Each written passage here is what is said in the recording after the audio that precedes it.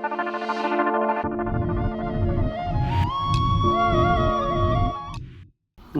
সকলোকে মোৰ Facebook page Saurabhjyoti V আৰু ইউটিউব চেনেল সৌৰভজ্যোতি ভিলৈ স্বাগতম জনাইছোঁ আৰু এটা বিশেষ ভিডিঅ' ইতিমধ্যে চৰ্চা লাভ কৰিছে আৰু সেয়া হৈছে প্ৰিয়ংকা ভৰালী। প্ৰত্যেক বছৰে কিবা নহয় কিবা বিতৰ্কত সোমাই পৰে প্ৰিয়ংকা ভৰালী, কিন্তু আচলতেনো ঘটনাটো ঘটিছিল কি?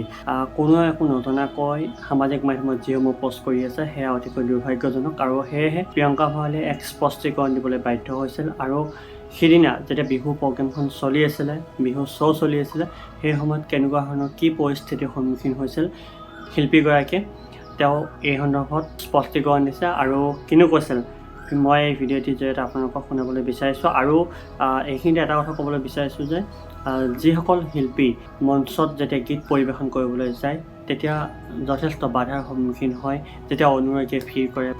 যদিহে কমিটিসমূহে এইসমূহ দিশ নাচায় বা কিবা অপ্ৰীতিকৰ পৰিস্থিতি হ'ব পাৰে বা কিবা নহয় কিবা অসুবিধাৰ সন্মুখীন হ'ব পাৰে শিল্পীগৰাকীয়ে, সেইসমূহ যেতিয়ালৈকে নাচায় তেতিয়ালৈকে কিন্তু এনেকুৱা ধৰণৰ ঘটনা সংঘটিত হৈ থাকিব। কিয়নো যেতিয়া যিকোনো ফাংচন, যিকোনো এটা অনুষ্ঠান পতা হয়, আজিকালি মানুহে কেৱল মদ্যপান সেৱন কৰি সেই অনুষ্ঠানসমূহত গৈ বহু ধৰণৰ উদ্ভণ্ডালি কৰে। গতিকে এনেকুৱা ধৰণৰ মানসিকতাৰ মানুহখিনিক আপুনি কেনেদৰে চাব বা কি কৰিব, তাৰ কাৰণে নিৰাপত্তাৰক্ষী ব্যৱস্থা কৰা হয়। যদি নিৰাপত্তাৰক্ষী ব্যৱস্থা কটকটীয়া কৰা হয় বা উদ্যোক্তা কমিটিসমূহে যদি ষ্টেজলৈ গৈ কোনো ধৰণৰ অপ্ৰীতিকৰ পৰিস্থিতিৰ সৃষ্টি কৰিব নোৱাৰে তাৰ প্ৰতি লক্ষ্য ৰাখে, তেনেহ'লে এনেকুৱা ধৰণৰ ঘটনা সংঘটিত নহয়।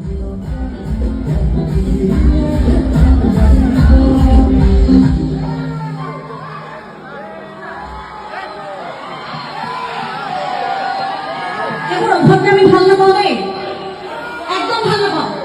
ইয়াত গান গাবলৈ এখন মঞ্চ হয়, কথাত ঢালি নহয়। ইয়াত চেল্ফি ল'বলৈ মঞ্চ বনোৱা নাই। ইয়াত অত্যন্ত সহ্য কৰি আছো।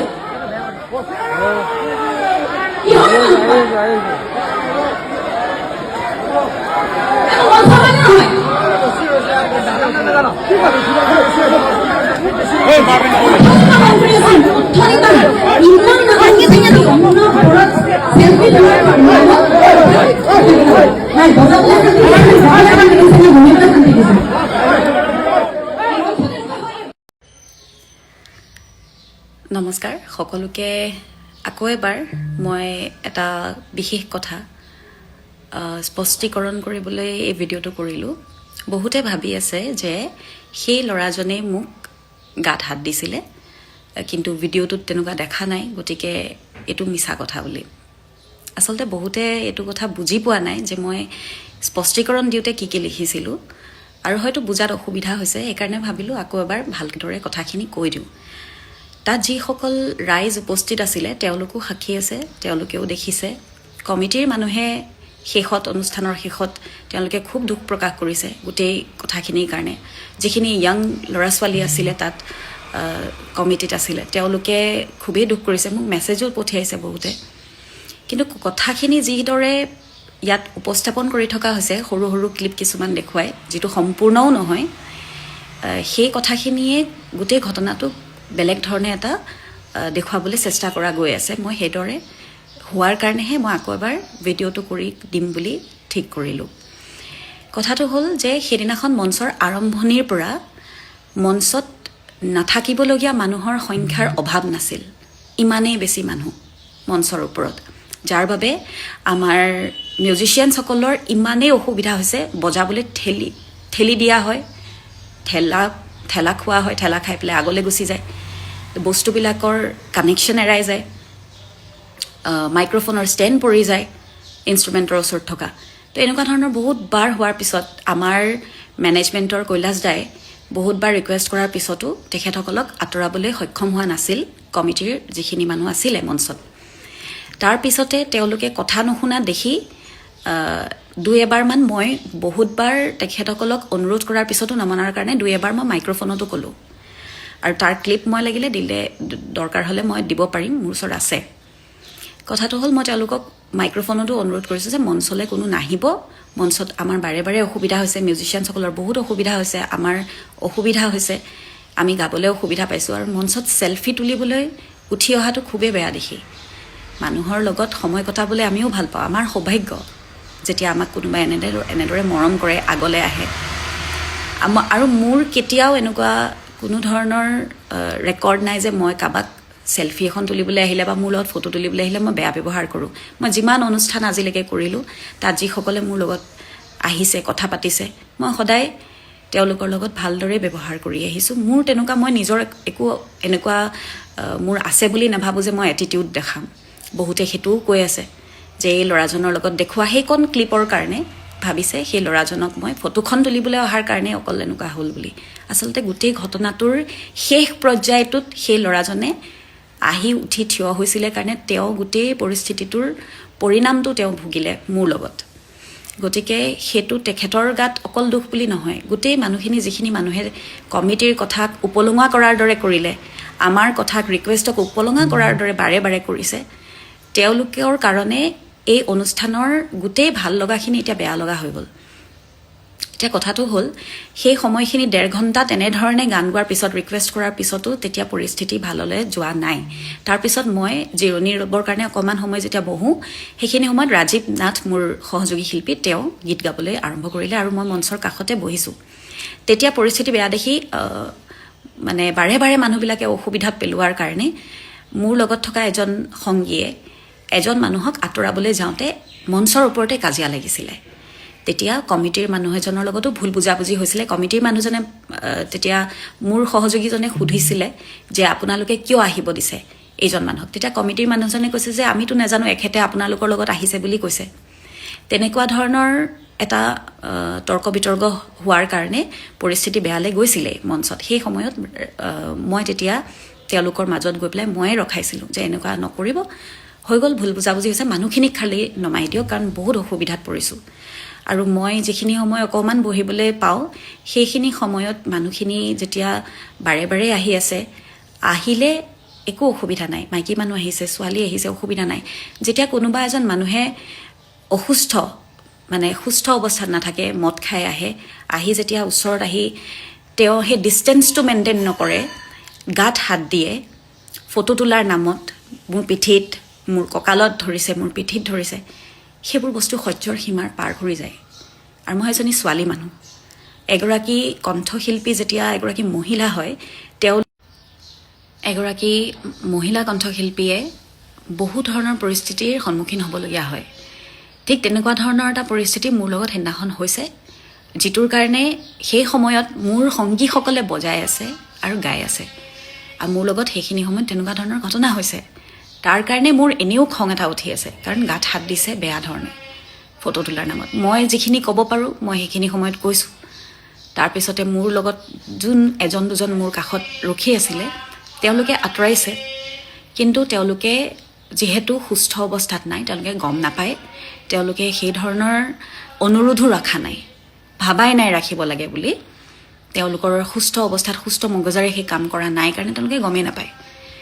মই সহ্যৰ কৰি কৰি কৰি কৰি এটা সময়ত যেতিয়া ৰাজীৱে মোক আকৌ এবাৰ মাতিলে মঞ্চলৈ, সেইবাৰ মঞ্চলৈ যাওঁতে, তেতিয়া গান আৰম্ভ কৰোঁতে আকৌ কথা নুশুনি যেতিয়া ল'ৰা এজন উঠি আহিছে, তেতিয়া এই পৰিস্থিতিটোৰ সন্মুখীন হ'ব লগা হ'ল এই ল'ৰাজনে।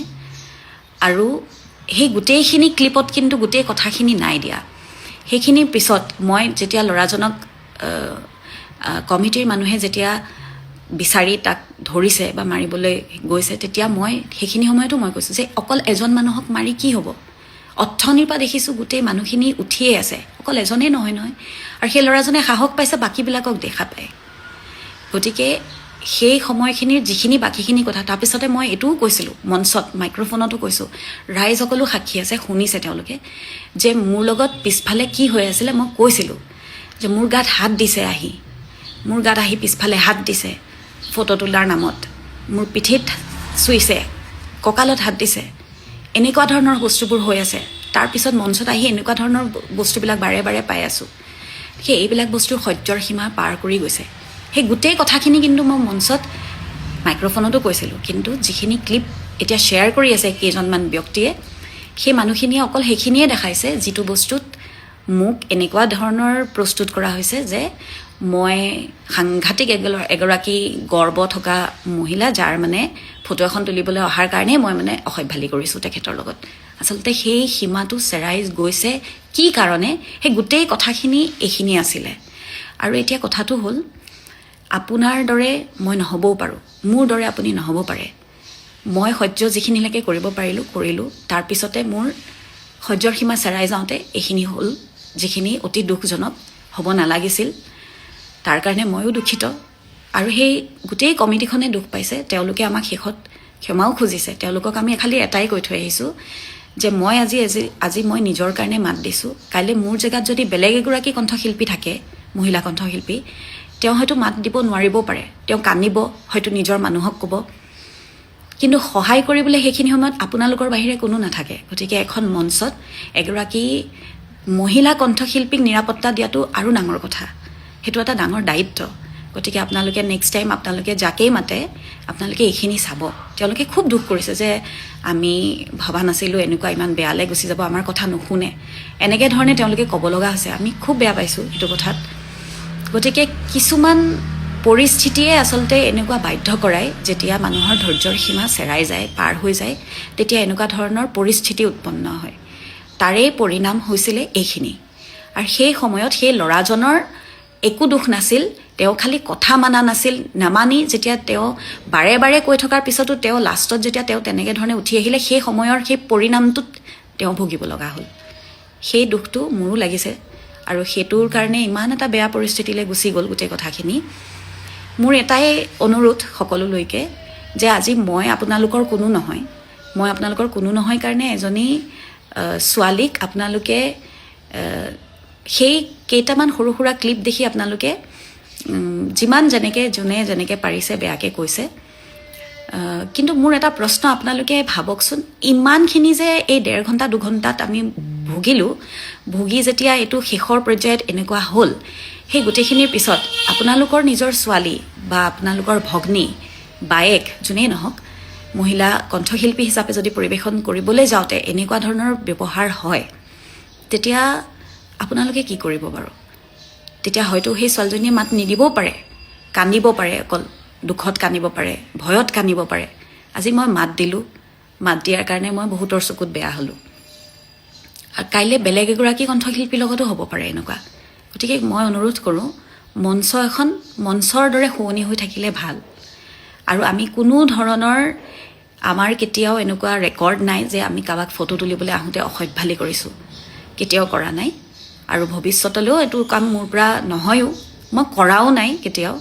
যিসকলে মোক ওচৰৰ পৰা পাইছে, মোৰ লগত কথা পাতিছে, মঞ্চৰ অনুষ্ঠানত লগ পাইছে, তেওঁলোকে এইটো ভালদৰে গম পায়। মই কেতিয়াও এনেকুৱা ধৰণৰ কাম কৰা নাই। গতিকে এনেকুৱা ধৰণৰ প্ৰমাণ কৰিবলৈ গৈ এই সৰু সুৰা কিছুমান ভিডিঅ' ক্লিপ আধা আধৰুৱা কথা দেখুৱাই বস্তুবিলাক যেতিয়া বেয়াকৈ প্ৰমাণ কৰিবলৈ চেষ্টা কৰি গৈ থাকে, তেতিয়া আৰু বেয়া লাগে। সেইকাৰণে মই এই গোটেই কথাখিনি কি হৈছিলে আৰম্ভণিৰ পৰা সেই পৰ্যায়টোলৈকে মই এই গোটেই কথাখিনি আপোনালোকক জনালোঁ। এইটো মোৰ দায়িত্ব আছিল। আৰু এইখিনিতে মই আকৌ এবাৰ সকলোলৈকে, সেই উপস্থিত থকা সকলো ৰাইজকে মই মঞ্চত সেৱা কৰিও ক্ষমা খুজিছিলোঁ। কিন্তু সেইখিনি কথাও কিন্তু তেওঁলোকে দেখিছে, তাত উপস্থিত থকা ৰাইজে। কিন্তু ৰাইজে মোক সেইখিনি সময়ত, তাত যিমানখিনি ৰাইজ বহি আছিল, তেওঁলোকে কিন্তু ছাপোৰ্ট কৰিছে সেইখিনি সময়ত, কাৰণ তেওঁলোকেও বেয়া পাইছে যে এনেকুৱা এটা পৰিস্থিতি হৈ গ'ল। গতিকে মই তথাপিও এই ভিডিঅ'টোৰ শেষতো মই কৈছোঁ যে আপোনালোকে মোক বেয়া পাই নাথাকিব, মোকো নিজৰ ছোৱালী বুলি মাফ কৰিব। আৰু এনেকুৱা পৰিস্থিতি মোৰ লগত হ'ল, দ্বিতীয়বাৰ সেইখন মঞ্চত যাতে কাৰো লগত নহয়, আৰু কোনো মঞ্চতে অসমত যাতে কাৰো লগত নহয়। আৰু এজনী ছোৱালীৰ ওচৰলৈ যেতিয়া আপোনালোকে ফটো তুলিবলৈ আহে বা কথা পাতিবলৈ আহে, এটা ডিষ্টেঞ্চ মেইনটেইন কৰি চলিলে ভাল। কাৰণ আমিবিলাকে যেতিয়া এখন মঞ্চলৈ যাওঁ বা এনেকুৱা ধৰণৰ অনুষ্ঠানত যাওঁ, তেতিয়া আমাৰ কিন্তু ভৰসা আপোনালোকৰ ওপৰত থাকে। সেইকাৰণে সেইখিনি নিৰাপত্তা দিয়াটো আপোনালোকৰ দায়িত্ব। আৰু দ্বিতীয় কথা হ'ল, যিসকলে ওচৰলৈ আহে, বিশেষকৈ ছোৱালী মানুহৰ ওচৰত গৈ ফটো এখন তুলিবলৈ যেতিয়া যায়, সেই ডিষ্টেঞ্চটো মেইনটেইন কৰাটো খুবেই দৰকাৰ, সেইটো খুবেই প্ৰয়োজন। হাতখন নিদিয়াকৈওতো ফটো তুলিব পাৰি, পিঠিত হাতখন দিবলগীয়া কি কাৰণ আছে? সেই কথাবিলাক যাতে গুৰুত্ব সহকাৰে লয়, মই অনুৰোধ কৰিছোঁ। আৰু মোক আপোনালোকে যিসকলে বেয়া পাইছে বা বেয়া ধৰণে আপোনালোকে কমেণ্ট কৰিছে, বেয়াকৈ গালি পাৰিছে, তেওঁলোককো মই কওঁ, আপোনালোকৰ প্ৰতি মোৰ তথাপিও শ্ৰদ্ধা আছে, সদায় থাকিব। আপোনালোকে মোক বেয়া পাইছে, আপোনালোকে মোক মৰম দিছে, আপোনালোকেও বেয়া পোৱাৰ অধিকাৰ আছে, আপোনালোকে মোক গালি পৰাৰ অধিকাৰ আছে। মই ভাবোঁ যে মই যিখিনি কৰিলোঁ সেইখিনি আপোনালোকক স্পষ্টকৈ মই জনালোঁ। ইয়াৰ পিছতো আপোনালোকৰ চকুত যদি মই বেয়া, মই ভাল হ'বলৈ চেষ্টা কৰিম। ধন্যবাদ। ইতিমধ্যে প্ৰিয়ংকা ভঁৰালীয়ে যিখিনি কথা তেওঁ স্পষ্টীকৰণ দিলে, তাৰ পৰা এটা কথা অনুমেয় যে সেইদিনা যি ঘটনাটো ঘটিছিল সেই ঘটনাটোত কিন্তু তেওঁ স্পষ্টভাৱে উল্লেখ কৰিছে যে বহুখিনি মানুহে তাত প্ৰথম অৱস্থাত ঠিকেই আছিলে, লাহে লাহে যেতিয়া মঞ্চৰ কাষলৈ আহিলে, অহাৰ পিছত কোনোবাই চেল্ফি উঠিছে আৰু আন কোনোবাই হয়তো তেখেতক এবাৰ ওচৰৰ পৰা চোৱাৰ হেঁপাহত ওচৰলৈ গৈছে আৰু সেই সময়খিনিত তেখেত অতিষ্ঠ হৈ পৰিছিল বা তেখেতে যিহেতু গীত পৰিৱেশন কৰিছিল সেই সময়ত যথেষ্ট অসুবিধাৰ সন্মুখীন হয়। কাৰণ বাদ্যযন্ত্ৰীসকল থাকে, বাদ্যযন্ত্ৰীসকলে তেওঁলোকে বাদ্যসংগত কৰা যিসকল বাদ্যযন্ত্ৰী থাকে তেওঁলোকে যেতিয়া অনুষ্ঠানখন চলাই থাকে তেওঁলোকৰো বহুখিনি অসুবিধা হয়। কাৰণ গতিকে আপোনালোকে আপোনালোকৰ কমেণ্ট ছেকশ্যনত আপোনালোকৰ মন্তব্যসমূহ দাঙি ধৰিব পাৰে। বহুতে বহুত কৈ আছে প্ৰিয়ংকা ভঁৰালী অহংকাৰী, প্ৰিয়ংকা ভঁৰালী অমুক অমুক, কিন্তু তেনেকুৱা কোনো কথা নহয়। যেতিয়া এখন অনুষ্ঠান আপুনিয়ে হওক বা ময়ে হওক বা যিকোনো মানুহে যেতিয়া এখন মঞ্চত উঠা হয়, তেতিয়া এখন সমাজৰ আগত, এখন ৰাইজৰ আগত তেখেতৰ ওপৰত দৃষ্টি নিবদ্ধ হৈ থাকে আৰু তেখেতেনো কি পাৰফৰ্ম কৰিছে তাৰ ওপৰত দৃষ্টি নিবদ্ধ হৈ থাকে। গতিকে বহুখিনি কথা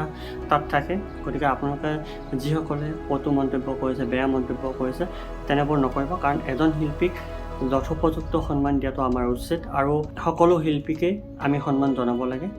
মই এয়াই বিচাৰোঁ। আৰু তেখেতনো কি কৈছিল সকলোখিনি মন্তব্য আপোনালোকে কমেণ্ট ছেকশ্যনত দিব পাৰিব। ভালকৈ আপোনালোকে ভিডিঅ'টো শেষলৈকে চাওক আৰু তাৰপিছত আপোনালোকৰ মন্তব্যসমূহ দাঙি ধৰক। আৰু এয়াই আছিল আজি এই ভিডিঅ'টি। পুনৰ লগ পাই আছোঁ অন্য এটি ভিডিঅ'তে। তেতিয়ালৈ লৈছোঁ বিদায়। ধন্যবাদ।